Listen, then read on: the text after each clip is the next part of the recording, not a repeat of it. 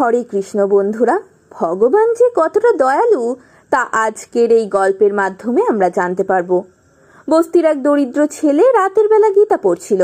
হঠাৎ তেল শেষ হয়ে বাতিটা নিভে যাওয়ায় ছেলেটি মনের দুঃখে কাঁদতে কাঁদতে বলতে লাগলো, হে কৃষ্ণ, আমায় এত গরিব করে কেন এখানে পাঠালে? তেল কিনে তোমার মুখ নিঃসৃত বাণী পাঠ করার সামর্থ্যও যে আমার নেই। সেই ঘরের পাশে এক ব্যাচেলর যুবক থাকতো। সে প্রতিদিন কাজ শেষে মদের বোতল খুলে আয়েশ করে পান করত। তখন ওই ছেলেটার কান্না শুনে বিরক্ত হয়ে মাতাল যুবকটি তার দরজায় কড়া নাড়ল। ছেলেটি দরজা খোলার পর মাতালটি জিজ্ঞেস করলো, তুমি কাঁদছো কেন?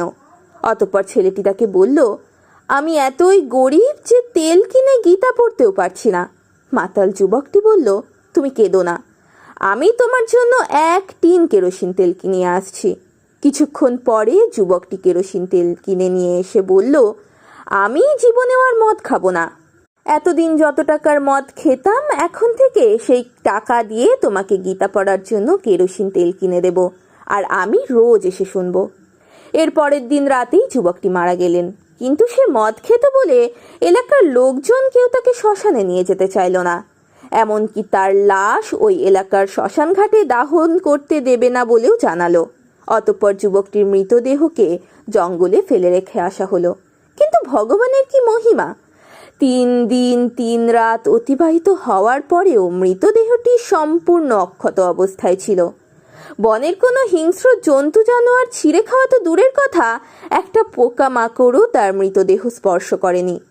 এমনিভাবে 4 দিন কেটে যাওয়ার পরে ওই এলাকার 3 জন শুদ্ধ কৃষ্ণ ভক্ত স্বপ্নে আদেশ পেলেন যুবকটির মৃতদেহ দাহন করতে হবে। পরের দিন তারা 3 জন মিলিত হয়ে মৃতদেহটিকে জঙ্গল থেকে তুলে এনে স্নান করিয়ে শ্মশান ঘাটে নিয়ে যাওয়ার সময় সাহায্য চাইলেন সবার কাছে। কিন্তু এলাকাবাসী বললেন, একটা মদখোরের দাহনে আমরা সাহায্য করব না।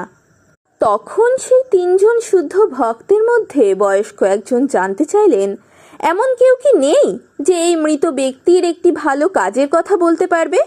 তখন একজন লোক হাত তুললেন, যার কাছ থেকে যুবকটি ওই গরিব ছেলেটির জন্য 1 টিন কেরোসিন তেল কিনে এনেছিলেন। দোকানদার লোকটি বলল, আমি তাকে বলতে শুনেছি, জীবনে অনেক পাপ করেছি আমি, দেখি এই ভালো কাজের বিনিময়ে পরমেশ্বর ভগবান শ্রীকৃষ্ণ আমায় ক্ষমা করেন কিনা। ভিড়ের একেবারে পেছন থেকে একটা ছেলের কান্নার আওয়াজ পাওয়া গেল। এই ছেলেটিই হলো সেই গীতা পাঠ করা ছেলেটি।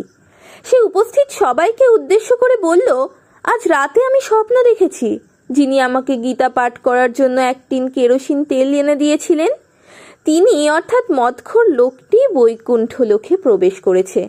ভগবান শ্রীকৃষ্ণ এমনই দয়ালু। ভগবানের করুণা থাকলে সব হয়। হরে কৃষ্ণ।